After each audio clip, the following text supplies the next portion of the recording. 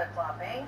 Here's Miss Now's Jen Psaki last Saturday talking about the capture of Maduro.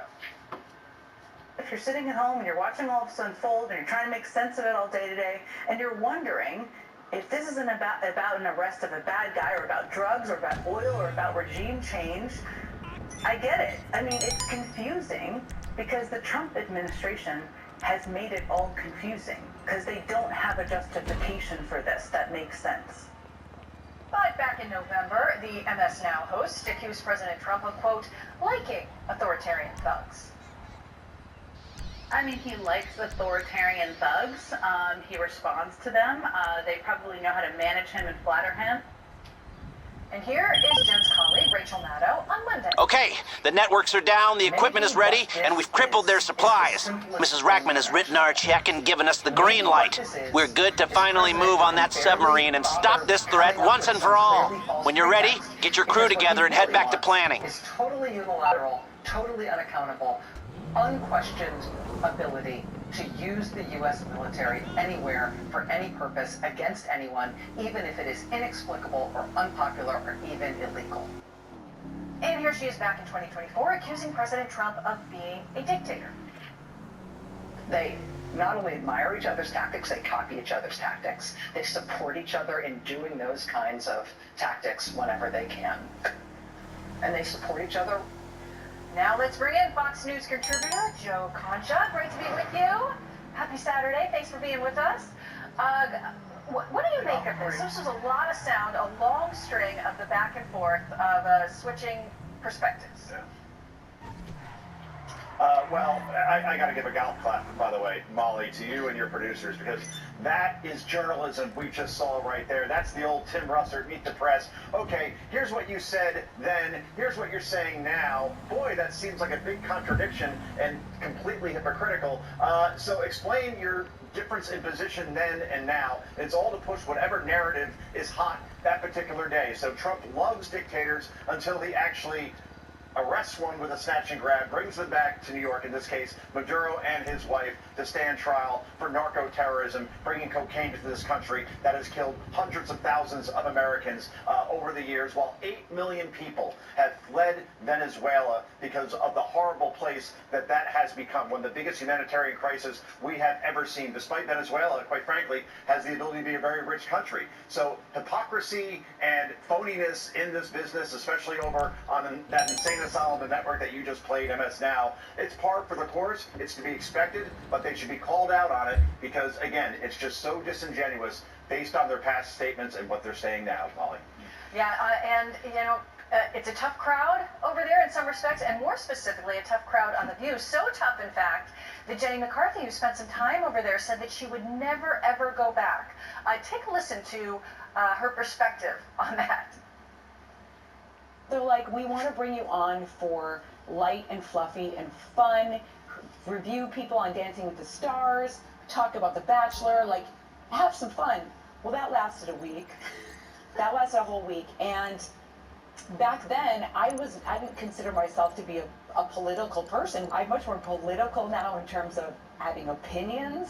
They'd asked me to come back for, like, reunion shows, and I was like, over my dead body would I ever step foot in that place. What do you make of that? I mean, first of all, Jenny McCarthy looks absolutely amazing, phenomenal. That's one of the big takeaways. But beyond that, just the discomfort that she still feels today with her experience. Wow, Molly, we had like a Jedi thing going on there because I was just... So here's an idea. I've been called a bitter, vindictive, old has-been stuck in the 1990s, and you know what? They're absolutely right. You're going to destroy Bahama Mama's supply chain so all their customers are forced to come here. You don't get places being nice. Not a masochist. If you talk to former staffers or even former hosts on that show, ask Meghan McCain, for example. She has said, and will still tell you, that is by far the most hateful, toxic, backstabbing, duplicitous, phony group of people on the air that you will ever encounter in this business. And it's certainly not the show that Barbara Walters envisioned when she came up with the concept nearly 3 decades ago. And if you go back and look at those early episodes, and I did not too long ago, just to get like a comparison, it's not even remotely it remotely resemble the hot mess of a train wreck we see on ABC now. So Jenny McCarthy, good career move. Don't go back there. You're a better person for it. Yeah, the rare times they invite someone that might even be close to a conservative circle, they come away, with it having looked like an ambush. So we'll see what 2026 brings. Could be entertaining for all of us to talk about. Yeah. Joe Concha, always great to talk.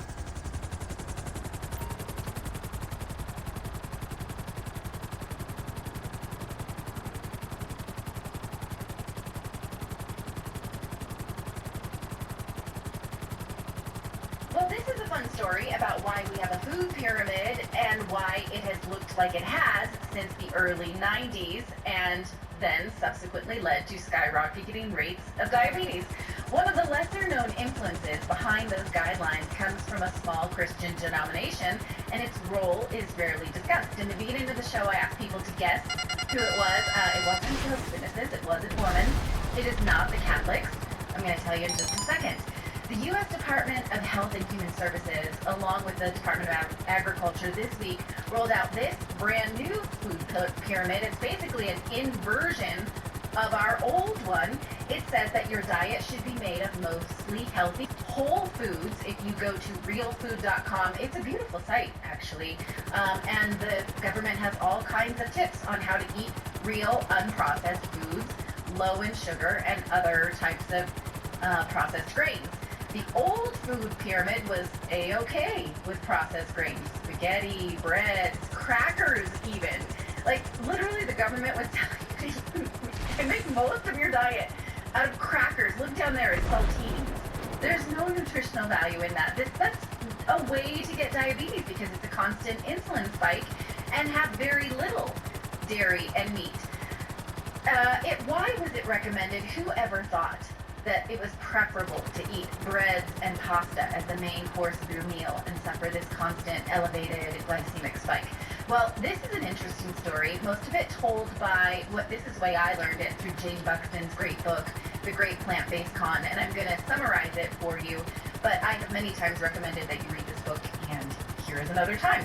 So this is not the only story of how profitable processed foods came to dominate the American diet, but it is a big one. In 1863, a woman named Ellen G. White said that God gave her a message in a vision, and that message was that humans should eat what she called the Garden of Eden diet. By that, she meant fruits, nuts, vegetables, and seeds, and no alcohol, no tobacco, no meat, and very little dairy. This was part of the religion she would go out on to found. It was the Seventh-day Adventist Church. Did any of you get that right? Anyone in the chat? Seventh-day I saw a few of you did. Now, she founded this church in Battle Creek, Michigan. One of the families that would help her establish the church, the dad was a man named John Preston Kellogg. Do you recognize that name? You probably do if you've ever been in an American supermarket. Kellogg had 11 children.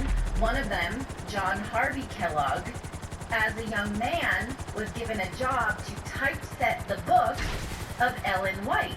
And so her Seventh-day Adventist books and her temperance movement were what he would typeset. And back then, this is the 1800s, you had to letter by letter, so he was clearly reading the books and heavily influenced by the temperance movement.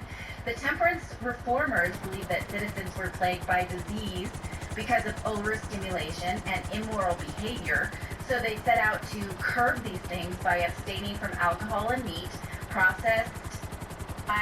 abstaining from alcohol and meat, and practicing sexual restraint, and promoting a balance between exercise, rest, and cleanliness. They were also very big on preventing masturbation. John Harvey Kellogg also typeset books on that subject too that told mothers that it was their responsibility to stop their sons from masturbating or else they would suffer from headaches, weak backs, spinal illnesses, and blindness. That's where we get that joke that if you do that, you'll go blind. That came from the temperance movement. They literally said this in books. So books about this movement would influence Kellogg, and it would become his life's purpose, which motivated him to make these bland-tasting cereals and prescribe a vegetarian diet. By 1882, he had invented the cornflake, and and by the early 1890s. All right, we've got that Bahama Mama's business.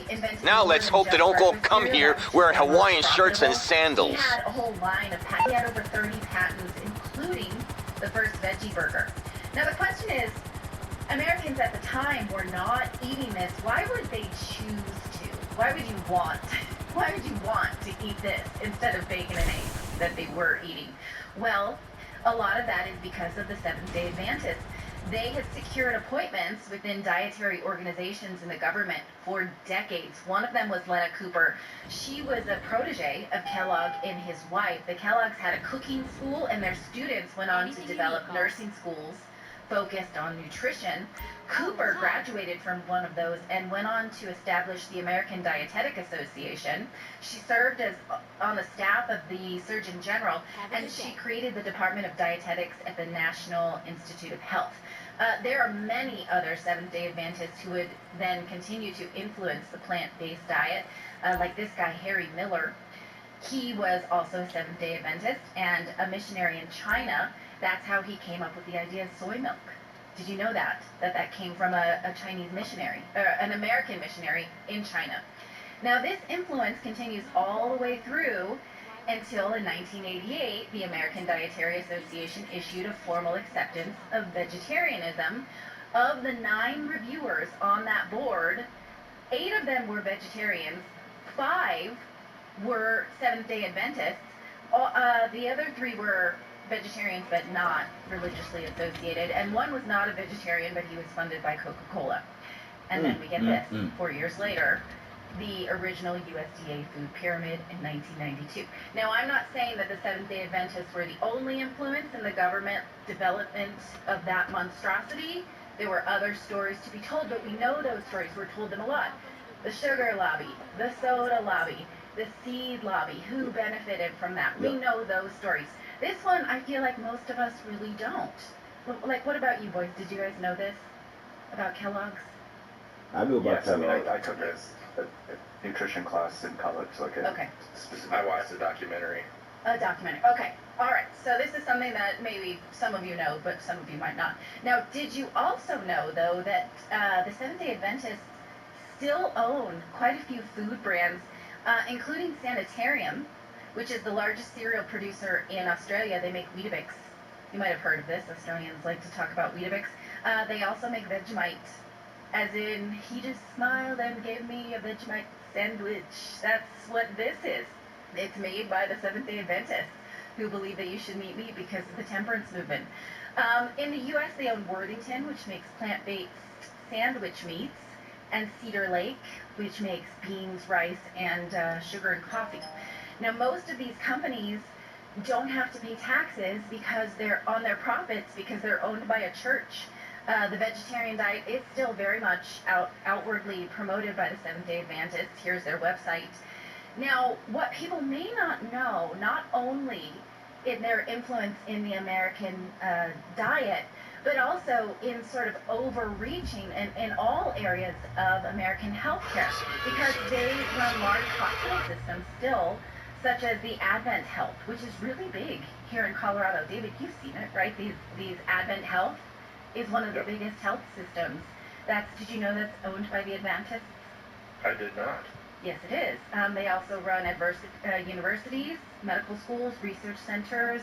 They publish peer-reviewed research on nutrition. They have still quite a lot of influence in public health. Now, I'm not